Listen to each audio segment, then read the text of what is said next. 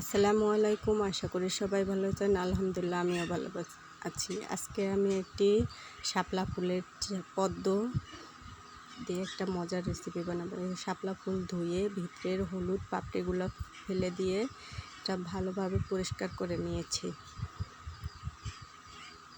দেখুন এভাবে ধুয়ে পরিষ্কার করে নিয়েছি। এখন একটা ব্যাটার তৈরি করব। এখানে প্রথমে চালের গুঁড়ো নিয়েছি, দিয়ে দিচ্ছি কালো জিরা, দিয়ে দিচ্ছি ম্যাজিক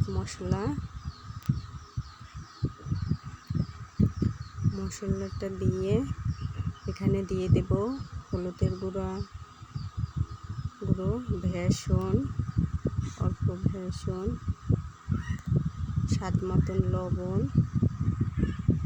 দিয়ে দেব একটু সামান্য পানি দিয়ে দেব মরিচের গুঁড়ো, দিয়ে এটা ভালোভাবে একটা মিক্স করতে হবে।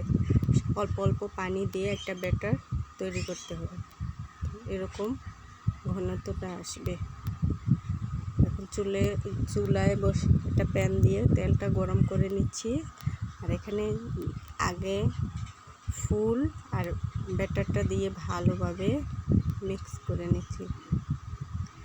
ফুলের ভিতরে জানি ব্যাটারটা ভালোভাবে ঢুকে, তো একে একে তেলে ছেড়ে দিচ্ছি। সবগুলো দিয়ে অল্প অল্প আছে ভালো করে ভেজে নেব, এপাশ ওপাশ করে। তো এরকম করে ভেজে নিচ্ছি। এখন নামিয়ে নেব।